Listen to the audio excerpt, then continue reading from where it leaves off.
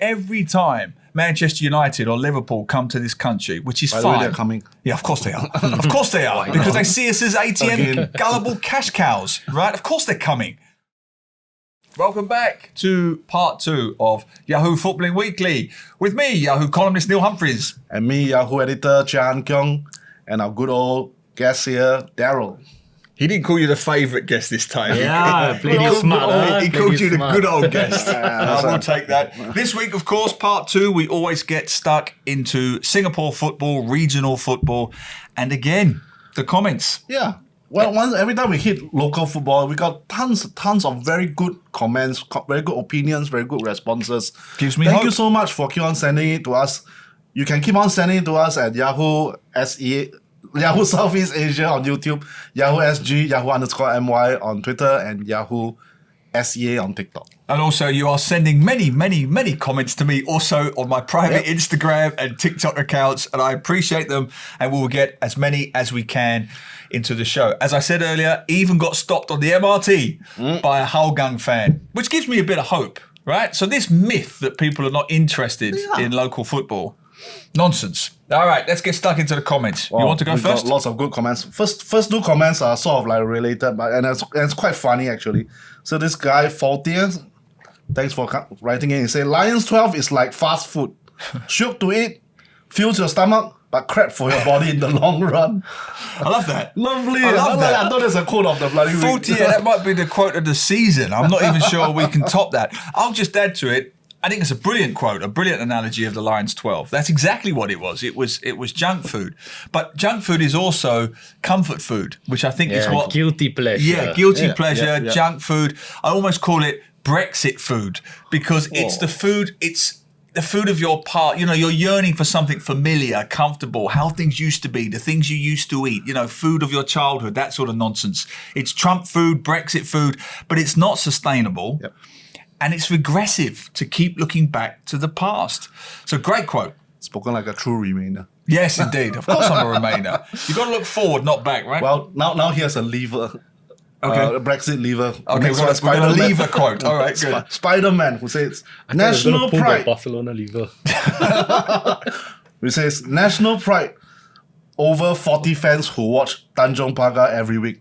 Which means that, you know, you rather have Play. national pride, watch Lions 12 play in Malaysia or whatever, but not, and he picked that over watching, joining 40 fans to watch Tanjong Pagar. Yeah, but if it's national pride, then we should go and watch the Singapore national team like play against Hong Kong and Macau. Did you? Do you? Yeah, exactly that. I mean, firstly, as you both said, it's not an either or thing. There's no law saying you can only watch club football and not national football. And if you are watching Singapore Premier League, why can't you also watch your Lions? But the bigger issue is, it's a chicken and egg thing, isn't it? Yeah. If you have an unhealthy Singapore league with paltry resources, then your national team is going to have your Lions paltry 12 resources. team, you send a representative, you get walloped by JDT, who are like tearing up the Malaysia League right now. So, you know, you would you send the Lions 12 team right now to the Malaysia League and expect them to win? You never know. And look, let's go a step further. Now it's all over. Let's call a spade a spade. Lions 12 almost destroyed local football. It almost destroyed the Singapore Premier League. It took, as we said before, whatever hardcore fan base was left and then transplanted it to the Lions 12. A manufactured, short-sighted project that was, as I said, regressive and backward and completely harmful to the game. You know, it almost destroyed the domestic league. And I still think we're only just recovering from it now. Yeah. We lost almost a whole generation of players because the league became a bit of a basket case when it really was 20 or 30 fans at a game. I was at games where you could count them. You could count the fans in the stadium. It was extremely harmful to local football. Yeah. Never again. Huh? Well, there's still some fans who continue to know root for Malaysia League like the next one. Well, let me know why. I seriously want to know why you think Singapore 25, 30 years later or whatever it is should go back into the Malaysian League. I want to know that. What's the next comment? So you check this one out. David Lim, reader David Lim, who says, Another big problem is we have a lack of football stars that are adored by the fans. Previously we had, of course, Fandi and Sundram, but even players like Rafi Ali, Kadir Yahya, Hasnim Hadron, Stephen Tan had solid fan bases that followed them to the S-League club level. But how did they get the fan base in the first place? Precisely because they play in the M-League and the Malaysia Cup. You can argue that by playing in the M-League, the S-League clubs actually attracted more fans, and so on and so forth. Well, there is a bit of a point in that, the stars, if you have the top national players who obviously, it's like Harry Kane will bring in the fans for Spurs, isn't it? Yeah, but it's a very circuitous way to say that, okay, this is good for the Singapore Premier League right now, because after the stars gone, if let's say the team doesn't do well in the Malaysia League, they lose to JDT, which is entirely possible. And then nobody cares about them. And then you are actually and then you are already destroying the clubs, the local clubs. Yeah. And then both sides, there's every chance possibility that both will suffer. Yeah. So I don't know whether this is the right kind of thinking you should be to say that, okay, we must go back to Malaysia League. So if I understand the argument correctly, and thanks for sending it in, David, I appreciate it. But what we're saying here is we'll support Singaporean stars if they play in the Malaysian League like they did before, right? Yeah. Well, I hate to be controversial here, but that's a cop-out. Yeah. Sometimes you have to take responsibility for your support. Exactly. Right? Now, when I was back in England, I'm listening to uncles talking about Leyton Orient, talking about Dagenham and Redbridge, their local teams. None of those teams are any good in a global sense, but they're their local teams, so they are stars to them. They are stars to them. There's no caveats and prerequisites. I will follow this player if he plays for a good club. I will follow this Singaporean if he plays in a high league. Yeah. Yes, that would be great. In an ideal world, that would be great. Yes, of course we want a flag bearer playing in Europe like Fandi did. Of course we do. But I don't understand this. Sometimes supporters need to step up. That's what a football culture is. And it touches on something quite profound here, and it's again a little bit controversial. We treat sports stars, sports icons, like crap in this country. We do. You've only got to look at the way we've been treating Joseph Schooling in recent weeks. The second that man touched the wall first for an Olympic gold, he should have been set up for the rest of his life. He never needed to do anything again. He never needed to step in a swimming pool again. He achieved the impossible. Just look in the last few months, the pot shots that man has had to take, ridiculously. And so there's that argument. And the second thing is, I don't like this idea that we'll only support them if, we'll only follow them if. Yeah. That's not how it works. We're a country that will wet ourselves every time Manchester United or Liverpool come to this country, which is By fine. the way, they're coming. Yeah, of course they are. Of course they are. Because they see us as ATM gullible cash cows, right? Of course they're coming, right? We will wet our knickers when Manchester United and Liverpool come. Meanwhile, we've got Daniel Bennett, who is an icon, or should be an icon, and we can't even give the most capped Singaporean in football history a decent send-off. That is not on Daniel Bennett. That is not on the league he plays for. That is on us. Sometimes, as fans, we have to take responsibility. We must support our local stars. Yeah, take the effort. Go to a match and watch it. I mean, and then get to know the players who play in the matches. And then start to like someone, and then you have a ready-made star there. I just don't like. It's that armchair criticism. You know, I'll only support so and so if he plays for this club or if this team is in that league. You know, I'll follow the Lions if they go back into Malaysia. I'll support this player if he goes into Europe. By that rationale, no superstars would come from anywhere other than Manchester City, Barcelona, Real Madrid. Nobody will support Spurs. Exactly. I mean, it could be how some supporters look at football now is maybe I want to invest my time, some of my money to buy the we can't be so kiasu about everything. We can't treat everything like we're buying stocks and shares. Yeah, so they could be thinking it's a business thing. Like, I'm going to invest the time and money. I think you're right. We but do you think can't that do way. that. Yeah. I've got friends who say to me, I say I listen to podcasts. It's the same thing. They say, how long is it? I say about 40 minutes. They say, what do you learn from it?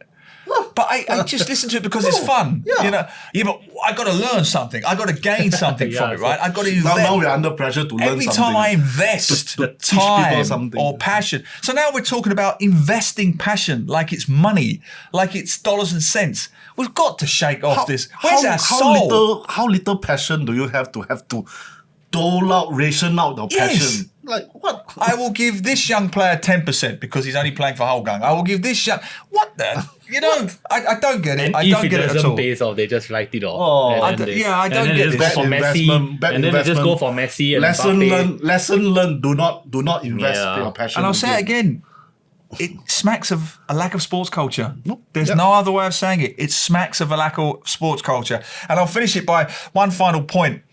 You know about this because I told you about this. This is the difference between a sports culture who reveres its stars and maybe one that doesn't. I told you I saw Fandi Ahmad recently on Malaysian television doing a Malaysian match. I caught it on one of the cable channels, M-League. The way he was treated and revered inside the stadium in Malaysia, the way that the broadcasters treated him, you know, they revered him in the way that other, you know, might treat Maradona or something like that. It was all, you know, Fandi. He was, you know, signing autographs. They were chanting his name. Nice. Our superstar is revered in another country. He wouldn't even get that here in his own country. And I know what the obvious retort is to that. People will play the race card. They'll say, oh, he's a Malay in Malaysia. No, Malaysians will treat Sochin An exactly the same. They revere their football legends. They treat them with the respect in a way that we just don't. And I think we've got to fix that. We have to. Harsh truths. Oh, that's what I think. Let's not go there. Okay, But that's it. I just think, sometimes the fans have to take a great responsibility. Too many caveats, too many qualifiers. I like Daryl's point. You know, I'll only invest my time and passion. What is that? Yeah. That's not a sports culture. Definitely. All right, what have we got Alright, next? I think we'll save the other comments for other times. Let's go with the next thing about what's happening in the local football. Nathan? You want to talk about Nathan? SEA Games first. I'll go do the SEA Games. Go on then. So I think the SEA Games is coming again. It's in Cambodia in next month. So, and every time SEA Games come, you know, that's this thing about the holy grail of Singapore football. SEA Games go, and you know we have been trying for when did SEA Games start? 1950s. I don't know. And then we haven't won a bloody gold medal since for 60 over years, I think. So, and this time, obviously, we are sending the Young Lions because it's under 22 tournament. So we're sending the Young Lions there. Yep. You know, we have talked a lot about Young Lions. You know, they keep losing in the league. But recent under 20 age group tournament result has been shocking. So that we held the Merlion Cup invitation tournament Which traditionally Singapore did well in over the years. usually do well. So there are 4 teams: Malaysia, Hong Kong, Cambodia, and Singapore. Yeah. So Singapore, okay, they thought we were thinking probably will make the finals. First match against Hong Kong lost, so they out of the finals. And then the final 3rd and 4th placing match against Cambodia. Cambodia, long time minnows of the Southeast Asia, lost again. So didn't win any matches. Last in the Merlion Cup. And then so after that tournament, Sasi Kumar, one of our friends, he said in his I think there was an interview with Straits Times. He was saying that let's not kid ourselves.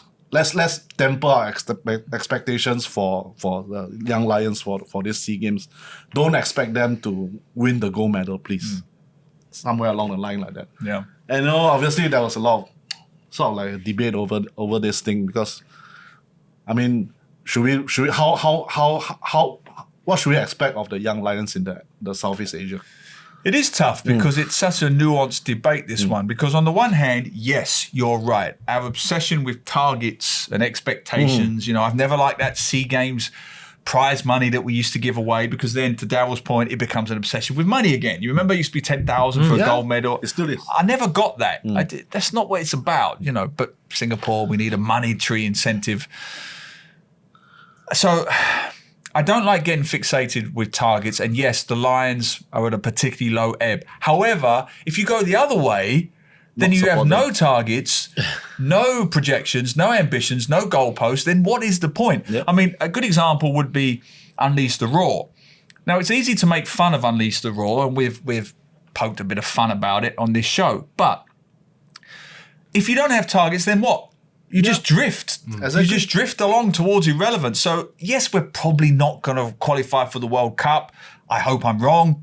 But the fact is, if you put certain things in place along the way, then it should at least improve the football. And it's the same with the SEA Games. I'm not saying we've got to set a definitive target, but all sports need targets. I think the idea is not no targets, but a realistic target. Yeah, of course. I mean, maybe we should say, just qualify for the semi-finals and we'll see where it goes. But if let's say you are saying that, we want you to, as before, we haven't won a gold medal, you should aim for gold medal. And I think this young Lions could be, it might be just unrealistic to say that this young Lions could do it. What do you think? Yeah.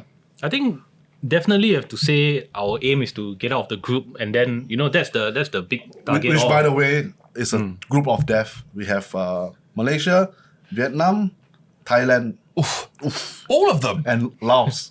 All four group opponents are tough to the maximum. Okay? Jeez, good luck, boys. Yeah, and then you gotta break down the goal, right? And then like match by match, how are you gonna like outsmart your opponent? What advantages do you have over them? Like you need to get down into the nitty gritty. Two banks of four, long ball. I mean, based on that, clearly they're not favourites to even get out of the group. Tough. So the target would be get out of the group. But even that, I think, is tough. I mean, I would just say put up a creditable showing. Do the best you can. I don't want to come on here to disparage the boys. I would never do that. We're not disparaging. I'm not that kind of guy, and this is not that kind of show. But just do the best you can. Look towards. We know it's tough. Look towards the future. This should be a stepping stone, which I think the SEA Games should be anyway. Yeah, which is. You and I have shared this view for a while that I've often felt we overemphasise in the Singapore media. Yeah, I called it the Kampong Games. That's my Angmorness coming out.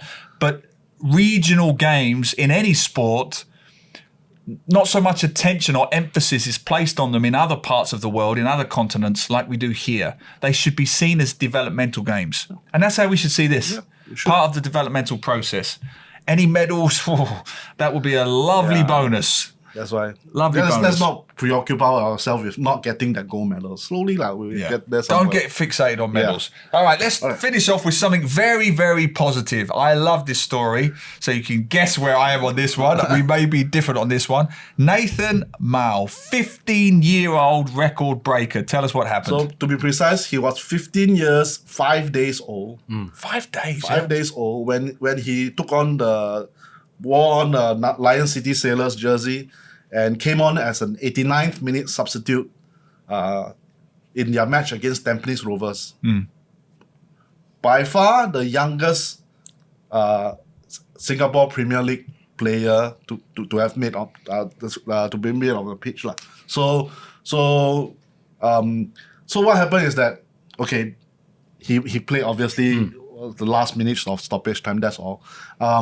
But the thing is that the Lion City Sailors, their PR plus the S League, the Singapore Premier League PR also played it up a bit. Keong saying that Nathan is the youngest ever player, SPL player, and this got a bit of debate on social media. Shashi Kumar, who's one of the podcasters, good guy, educator, football commentator, football coach. Yeah, I've been on his podcast. And very good guy. Yeah, and so he was saying on his Twitter, saying, what are we putting him on for? Is it just for the record? I mean, he's implying that our Lion Sailors putting him on just to say, we've set the record for this, or is it solely is he that good? If he's that good, he should be allowed to develop by himself without the pressures of the burden of the record or something like that. So it's saying that let's don't get overboard with him being the youngest. Valid point. What do you think? Well, congrats to him. 15 years old and 5 days. Like when I was 15, when I was 15, I was playing Championship Manager, staying up to watch Champions League games. I have given up on football already. Yeah, so I checked up on Nathan. Like, he started at LCS Academy. They interviewed him when he was 13. I'm quite interested to find out whether like the LCS have an injury crisis, and then he was on the bench, and then they had to bring him on as part of the tactics. And then he came on, he played 89 minutes, and then the injury time. So in total, he played about 5 minutes. There was a foul on him, and then like the senior players came to kind of protect him. That was good to see as well. He's a striker. And then in the end, right, like Sailors lost the game. So they were chasing the game, trying to go for a draw, and still they threw on this kid. So like he must have something about him, and the coach must have done it for tactics rather than just say, "Oh, we want to get the record." I don't think it's just about the record or the PR behind that. So the fair point, but also this is not the first time the Sailors have done it this season. In their very first game of the season, they also put in a 16-year-old. What's his name? I forgot his name, but they put in another 16-year-old boy for, as a substitute, and also like he's the third youngest player. So there's this line in social media, line of thought in social media that Sailors are putting it in for the record or something like that. So, but I think whatever it is, it's always nice to see a young player put onto the stage, and it's good testing ground. Let him see how he fares. Yeah. I take Shassi's point and the others on social media. Is it a PR gimmick? Maybe. Good. I don't care. I don't care if it's a PR gimmick. We are not in that position of privilege where we can pick and choose our stories. We have so few good stories, good feel-good stories about local football right now. So let's take the different angles. Number one, put on my PR hat. It's great PR. We're talking about it. It's triggering debate on social media. Should he not play? Should he play? Was it tactical? How good was he? What else are we going to talk about? How crap local football is? This is something positive. This is something to feel good about. And I'll say the sensitive point if you guys don't want to. He's Chinese. It's another pathway. We've got a 15-year-old kid, Chinese kid, who's being allowed to possibly pursue a professional career in football. That's great PR. So I don't care if there's cynicism involved. It's a positive, feel-good story. Now you take the football standpoint, which is maybe what Shassi was getting at. Let him just develop at his own time. Too much pressure. Again, we're not the English Premier League. Yeah. I wish we were, but we're not. The gulf between a 15-year-old boy and regular first teamers here is nothing like the gulf between 15-year-olds in England and the regular first teamers. That's why when Wayne Rooney came on as a 16-year-old kid, it was such a big deal, because to be that good, that young, and that capable, you have to be almost a monster like Rooney was to compete. Yeah. A scrawny 15-year-old kid will not last a second in the EPL. The gulf is too wide. Sadly, that isn't the case here. I wish it was, but it isn't. So when a kid 15 years old, Sec 3 comes on, yes, there's a gulf, but it's not that big. He can survive. He only played for 4 or 5 minutes. Let's not get carried away here. It's not like he played 120 minutes of a cup final. He played the last 4 or 5 minutes. So from a PR standpoint, yeah, it was cynical. I don't care. From a football point of view, does it affect his development? Not really. I don't think the pressure, the media glare is anything like it could be in other countries. Personally, I only see positives here. I don't know about you guys. You think he went in school the next day and like, check me out, guys. He'd have had women hanging off of him. Jeez. He could, if all the guys want to be him, all the girls want to be with him, Need to check his socials now. And then his ego will keep on coming. God. By 17 years old, he will drop out of football now. My God, most 15-year-olds. All the best. 15-year-olds are worried about puberty, exams, and acne, right? All he's worried about that order. His next game. All the best to Nathan, man. Yeah. All the best to Nathan, Nathan, my friend, I salute you.